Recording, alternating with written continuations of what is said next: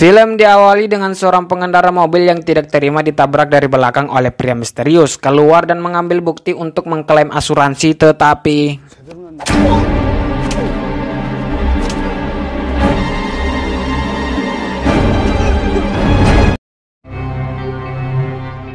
besoknya polisi yang ditugaskan untuk mengurus kasus pembunuhan tadi malam dibuat emosi sendiri akibat terjebak macet. Melihat ada kasino di dekat situ, dia memilih untuk masuk ke dalam, dan meskipun para gangster diperlakukan seperti ini, mereka tidak masalah karena ternyata si polisi satu ini sudah dikenal dan memang sudah biasa datang ke sini. Kita juga diperlihatkan bahwa polisi yang bernama Tae-suk ini adalah polisi yang jujur. Dibuktikan saat dia memukuli salah satu gangster yang memberinya duit, menyogoknya untuk menyuruh pulang.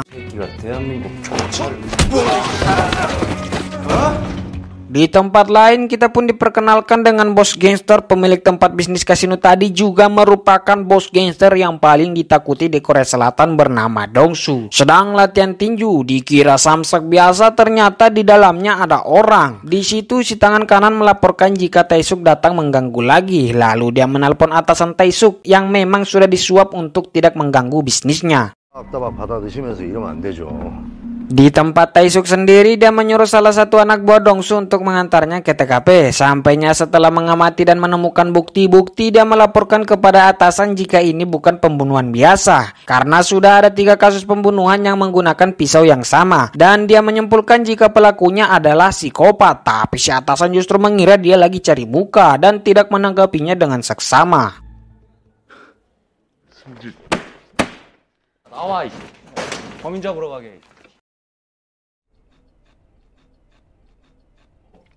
Lalu Shin berpindah di Dong-su yang sedang bahas bisnis dengan bos gangster lain bernama Sang-do. Karena anak buah mereka tidak menghargai para bos yang lagi bicara, diberi pelajaran oleh Dong-su. Begitupun dengan Sang-do yang tidak puas dengan wilayah yang diberikan.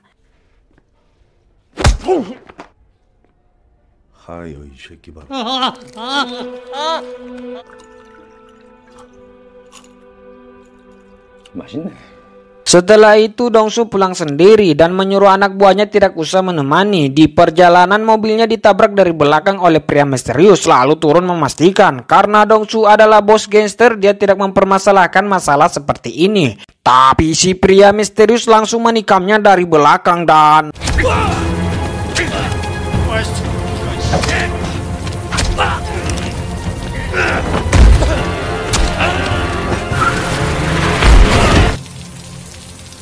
Dong-su yang terluka parah dikaburkan di rumah sakit, sedangkan anak buahnya yang mengira Sang-do dalang dari semua ini menyerang markasnya saat itu juga. Di tempat psikopat sendiri, dia sedang mengobati lukanya secara mandiri. Karena dia psikopat, bukannya tobat, dia langsung mencari korban selanjutnya.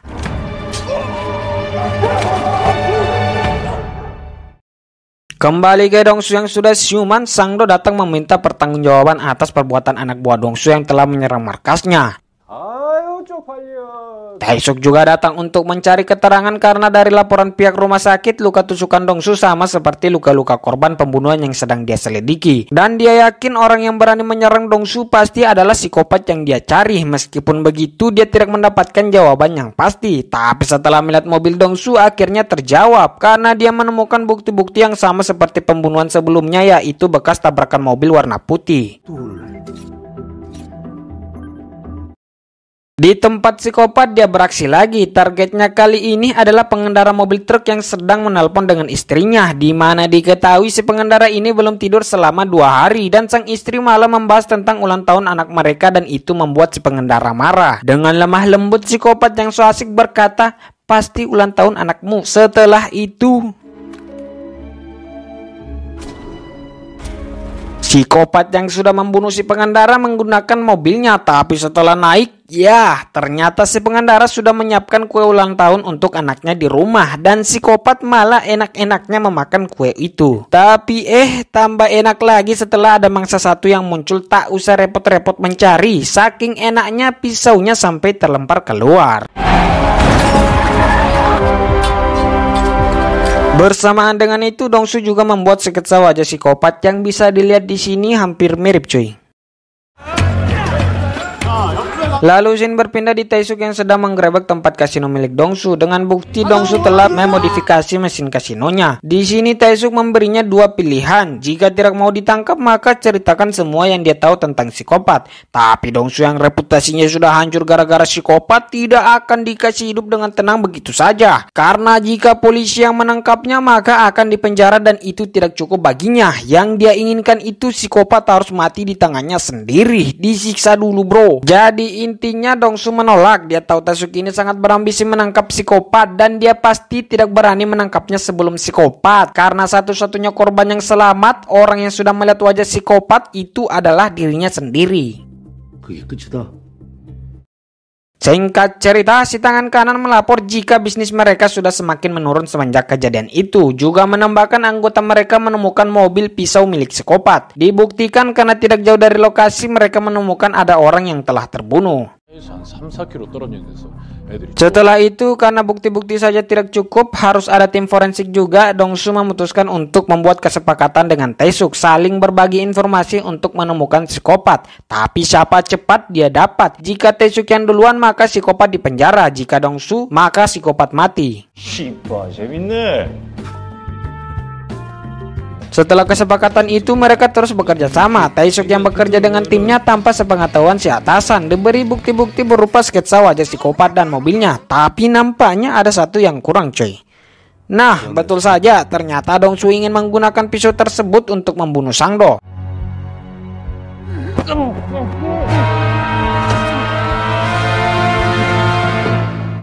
Singkat cerita, Tae-suk yang sudah mengetahui jika Dong-su lah yang telah membunuh Sang-do mendatanginya. Meskipun emosi dan ditinju 2 kali, tapi jelas dia bukan tandingannya. Akibat matinya Sang-do yang dikira ulah psikopat membuat pemerintah menyadari jika semua pembunuhan akhir-akhir ini saling terhubung. Dengan kata lain, pembunuhan berantai. Mengutus polisi pusat untuk membantu menyelesaikan kasus tersebut.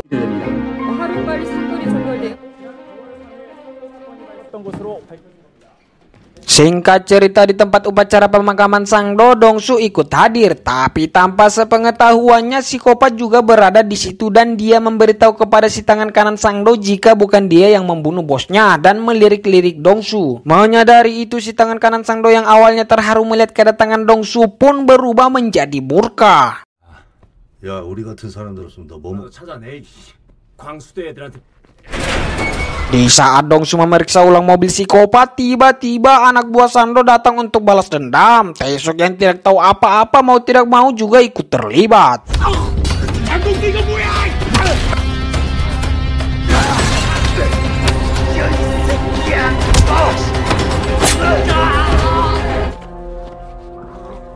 Meskipun berdua mereka berhasil mengatasinya, tapi sayangnya sebagai orang yang baik-baik, Tae-suk dibuat merasa bersalah saat tidak sengaja membunuh si tangan kanan Sang-do.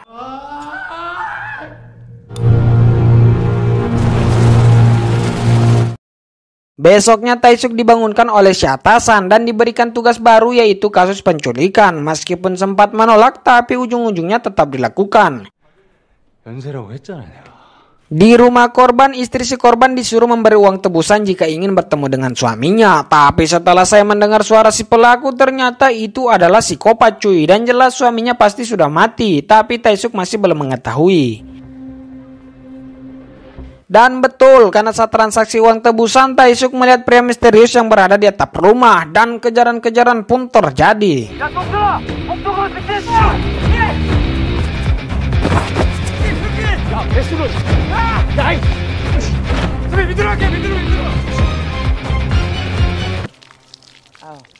Setelah tidak berhasil mengejar si penculik, Tae-suk menemui pemilik warung tempat transaksi tadi. Dari pengakuannya, si penculik sempat memesan minuman merek soju. Mendengar itu, Tae-suk dan tim pergi mencari botol yang dimaksud. 소주도 1병 마셨어요.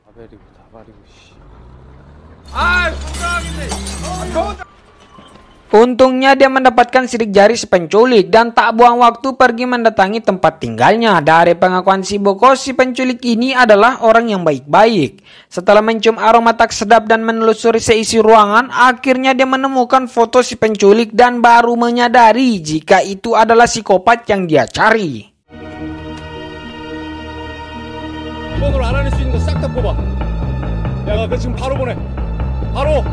Setelah itu mengadakan pertemuan dengan Dongsu. Dengan semua petunjuk yang telah diketahui, mereka melakukan pencarian besar-besaran di wilayah yang ditentukan. Dengan kerennya, aliansi gangster dan polisi ini berjalan sambil bergaya.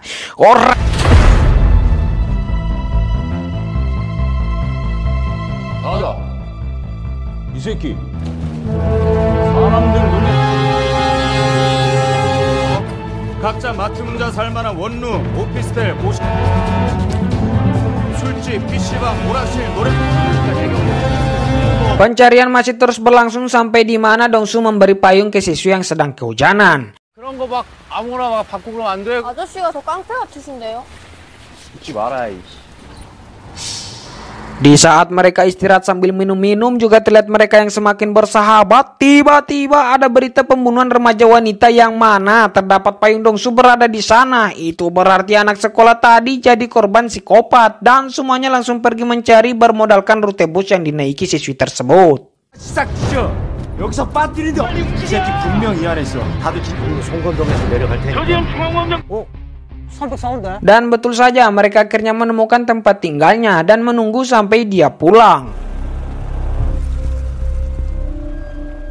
Dan kejaran-kejaran pun terjadi.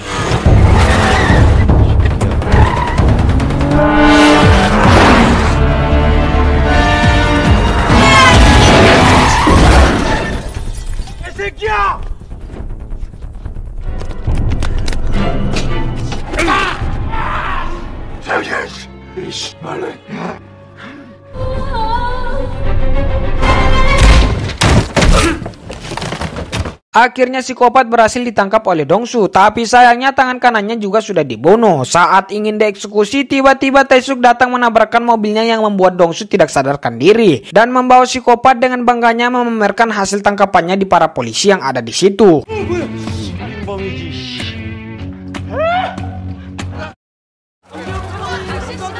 Keberhasilan itu pun jadi sorotan banyak media, sedangkan Dongsu yang sudah baikan dibuat emosi mengetahui semua bisnis ilegalnya ditutup, pun semua anak buahnya juga ditangkap dan sekarang jadi buronan. Di hari persidangan di sini psikopat percaya diri jika dia tidak akan dimasukkan di dalam penjara karena ternyata semua bukti yang ada masih belum cukup untuk membuktikan jika dia bersalah. Tapi tiba-tiba Dongsu datang sebagai saksi mata, juga merupakan satu-satunya korban yang selamat. Ternyata hari sebelumnya Taesuk mendatangi Dongsu untuk menyuruhnya menyerahkan diri. Meskipun sempat dulu dihantam beberapa kali dan ada satu syarat, akhirnya Dongsu bersedia.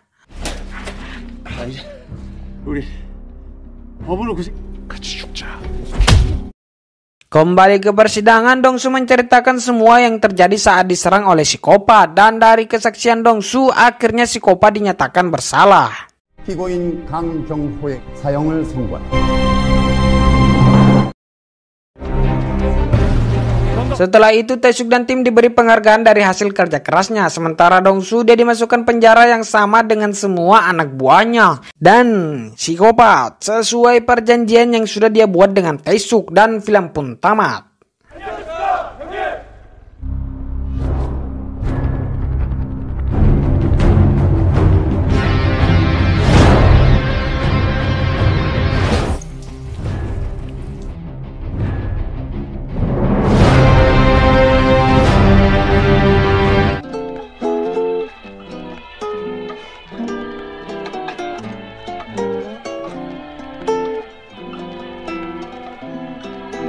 Mm-hmm.